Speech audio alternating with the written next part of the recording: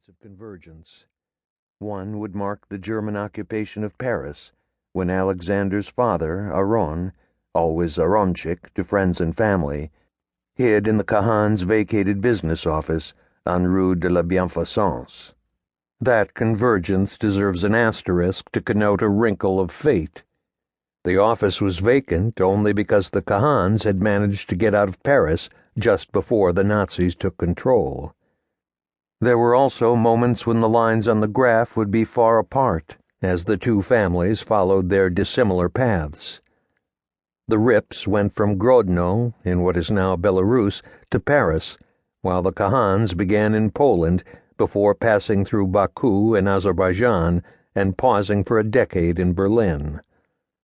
But the lines would still be on the same graph because they equally traced how the two families were pushed across the map of Europe by the 20th century's catastrophes. One more link between the families. Put photos of me and Alexandre both at age 3 side by side. Everyone remarks on the resemblance. But there's a difference that shadows the resemblance.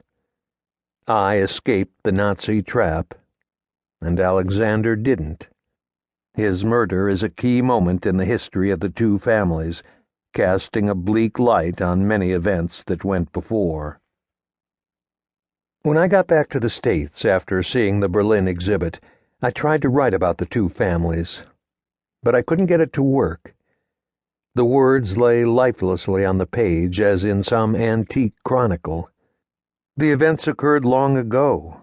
I couldn't grasp what made them move one way and not another. I had to find something in the world around me that would make the past appear more vivid. That, I realized when I thought about it, is what memorials do. They exist in the present but take their meanings from the past. They bring history closer, and that was what I needed.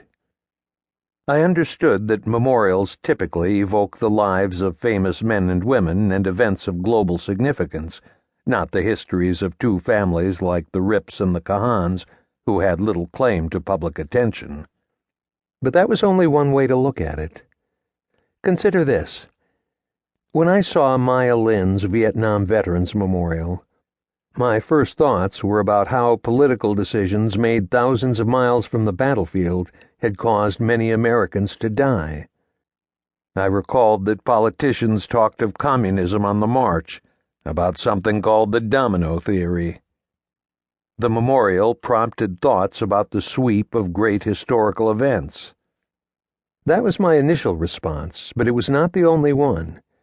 I thought about my own connection to the Vietnam War, how luck and circumstance had kept me out of harm's way, how one friend escaped the draft by going to Canada, how another was a medic in the Mekong Delta.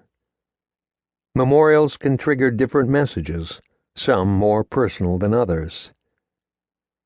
The story of the Kahans and the Ripps that I wanted to tell was ultimately a Holocaust story, so it would be Holocaust memorials that I should see. I planned to visit as many as I could include in a short itinerary.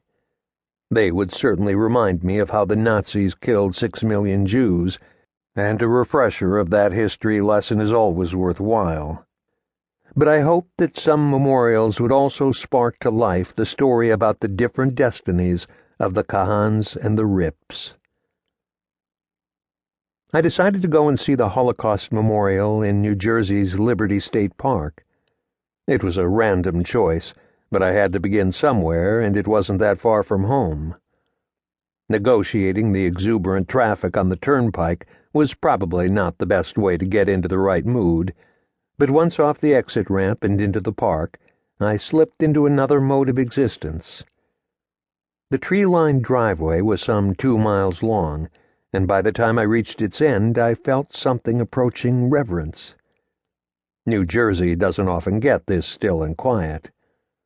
It helped that it was the middle of a work week, only one family of picnickers to be seen, a few cyclists, a virtually empty parking lot. The memorial is set off by itself in a treeless space that opens onto a view of the Hudson and the Manhattan skyline beyond. It is some 15 feet high and consists of 2 blackened bronze figures.